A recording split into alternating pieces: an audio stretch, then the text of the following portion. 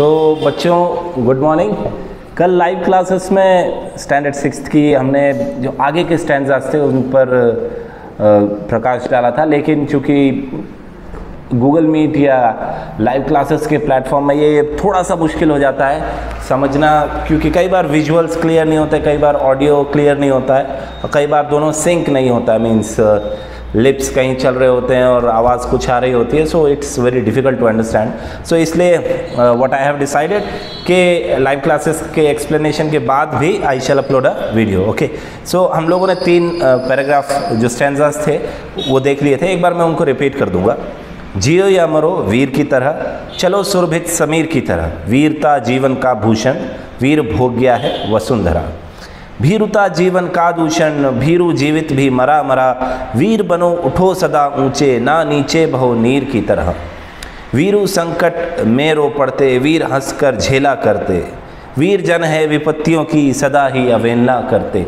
तो यहाँ तक मैंने आपको समझा दिया था कि किस तरह वीर जो है वो अपने जीवन को इस तरह से कर्मठ और जुझारू बना देते हैं अपने जीवन जीने के तरीके को कि उन पर विपत्तियों का कोई असर नहीं पड़ता।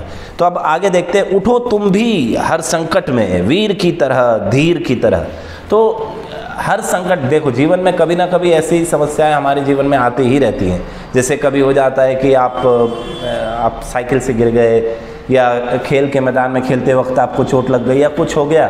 तो इस कारण क्या होता है कि हम आने वाली विपत्ति जो होती है, मान लीजिए आपका अगले दिन एग्ज़ाम है और आपको शाम को चोट लग जाती है, तो चोट के बाद हम अगर ये बहाना करें कि नहीं हमें तो चोट लग गई अब पढ़ना मुश्किल है, तो ये बहाना होगा।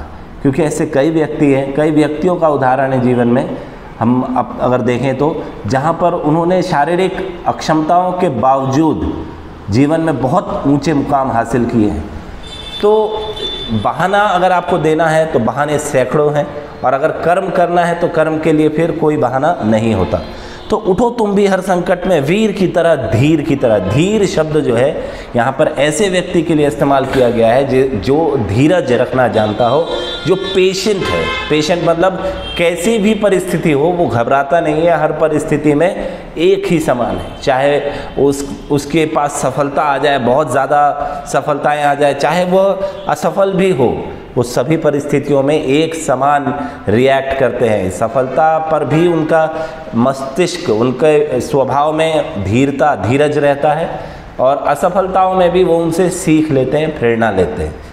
वीर होते गंभीर सदा, वीर बलिदानी होते हैं। देखिए इसके बारे में भी मैंने आपको कल बताया था कि वीर हमेशा गंभीर होते हैं, हर मसले को, हर छोटी बात को वो गंभीरता से लेते हैं। अगर किसी प्रयास में उनको सफलता नहीं मिलती है तो वो ये नहीं समझते कि अब मैं ये चीज़ें कर नहीं सकता, मैं ये प्रयास नहीं करना चाहिए, मुझे छोड़ देना चाहिए इन चीज़ों का प्रयास करना। वो हर असफलता से कुछ ना कुछ सीखते हैं। फेलियर इज़ अ टीचर, ये इस वाक्य को अपने जीवन में उतार लेने से आप जीवन में सक्सेसफुल, सफलतम बन सकते हैं। वीर होते हैं स्वच्छ हृदय, कलुष औरों का धोते हैं। अब देखो यहाँ पे फिर एक पर्यायवाची शब्द है कलुष। कलुष का अर्थ होता है गंदगी। वीर होते हैं स्वच्छ हृदय, वीर पुरुष जो है बहुत ही साफ दिल के होते हैं और छोटी छोटी बातों पर रुष्ट नहीं होते किसी से। और कलुष दूसरों का धोते, मतलब कई बार ऐसा होता है कि दूसरों की गंदगी का तात्पर्य ये नहीं कि कचरा कूड़ा करकट ये फैला हुआ, कई बार दूसरों की कमियां जो हैं उनको जग जाहिर करने की जगह वो ये कोशिश करते हैं कि किस तरह से इसको ख़त्म किया जाए। वीर पुरुष या जो इस तरीके के इस स्वभाव के मनुष्य होते हैं वो क्या करते हैं, अगर प्रेरित करना हो, मोटिवेट करना हो या इनाम देना हो या किसी चीज़ के लिए प्रेज़ करना हो तो वो सबके सामने करते हैं। लेकिन अगर डांटना है, गलतियां बतानी है, गलतियों को सुधारना है तो वो अकेले में करते हैं, ताकि लोगों को या दूसरे व्यक्तियों को पता ना चले कि अरे यार इस व्यक्ति में ऐसी ऐसी कमियां हैं। तो वीर पुरुष होते हैं वो क्या करते हैं, हमेशा कोशिश ये करते हैं कि दूसरे जो व्यक्ति हैं जिनमें कुछ कमियां हैं उन कमियों को छुपाते नहीं हैं, उन कमियों को बता देते हैं और साथ ही साथ ये भी कोशिश करते हैं कि उस व्यक्ति की ये कमी दूर हो।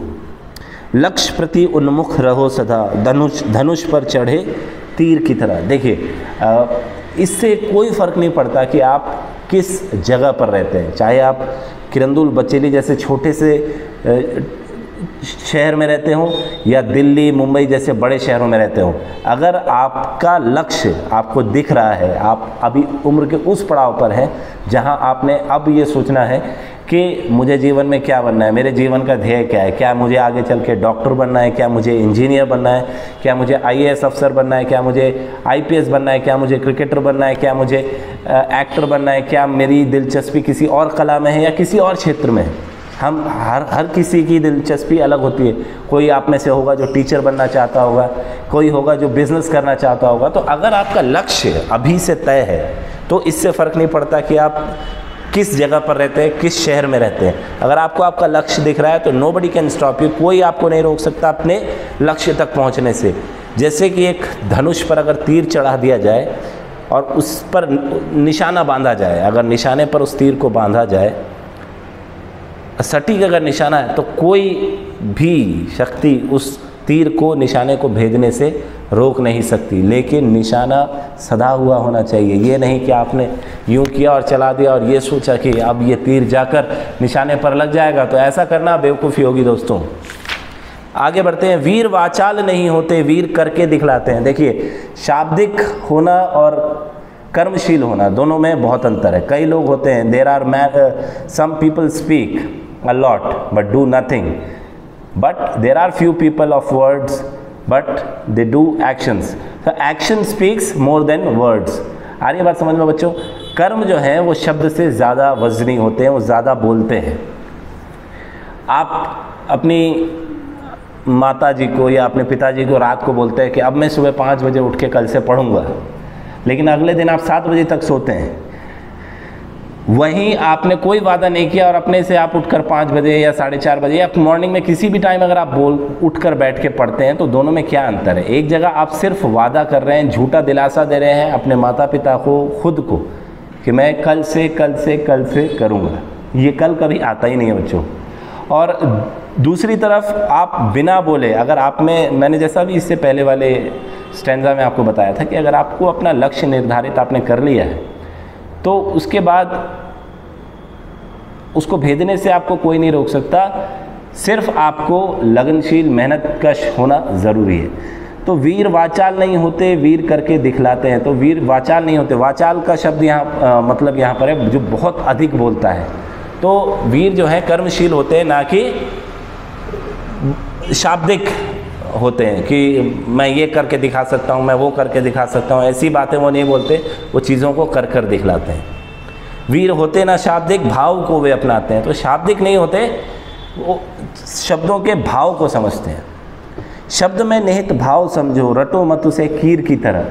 देखिए, आपके माता पिता आपको हमेशा बोलते हैं, कुछ ना कुछ बताते हैं, आप समझाते रहते हैं। कई बार आपको अब लगता होगा कि हमेशा मुझे ही डांटते रहते हैं, हमेशा इस चीज़ के लिए बोलते हैं, हमेशा इन सारी चीज़ों के लिए बोलते रहते हैं। तो आपको मैं एक चीज़ स्पष्ट कर देता हूँ कि इस पूरे संसार में माता पिता से ज़्यादा प्रेम आपसे कोई नहीं कर सकता। आप उनकी डांट के पीछे छुपे भाव को समझिए। आपके माता पिता कभी आपका बुरा नहीं चाहते। किसी भी परिस्थिति में कोई भी पिता, कोई भी माँ अपने बच्चों का बुरा नहीं चाहेगी। आप सिर्फ उनकी भावनाओं को समझिए कि उस डांट के पीछे उनके भाव क्या है। ऐसा ही आपके शिक्षकों के साथ होता है। कोई भी शिक्षक किसी भी विद्यार्थी का कभी भी बुरा नहीं चाहता। रटो मत कीर की तरह। कीर शब्द का अर्थ होता है तोता। आप में से कईयों के घर में तोते होंगे, तोता आपने पाला होगा। तो अगर आपने देखा होगा तो तोता क्या करता है, जो हम बोलते हैं उसमें से कुछ चुनिंदा शब्दों को वो सुन लेता है, उसके बाद उसको रिपीट करने लगता है। जैसे मिट्ठू, हम आए, पानी लाओ, खाना खाओ, नल आया, ऐसी कई सारी चीज़ें जो मिट्ठू रिपीट कर सकता है, रट सकता है। लेकिन उसको उसका अर्थ थोड़ी ना पता होता है, उसको उसका अर्थ नहीं पता होता। तो बच्चों, इस कविता में हमें ये प्रेरणा, ये शिक्षा मिलती है कि जीवन जीने का सही तरीका क्या है। कायरों की भांति, भीरू व्यक्ति की भांति जीवन में छुपकर, दबकर रहने का कोई तात्पर्य नहीं है। हमको जीवन में कर्मठ बनकर, कार्यकुशल होकर अपने जीवन को व्यतीत करना है। अब इसकी एक्सरसाइज जो है मैं आज आपको शाम को पूरी एक्सरसाइज है व्हाट्सएप कर दूंगा। अगर आपके पास पुस्तक है तो बहुत अच्छी बात है, नहीं है तो कोई बात नहीं। इसका जो एक्सरसाइज है वो 4-5 पन्नों की है, जिसे आपको अपनी कॉपी में कंप्लीट करना होगा।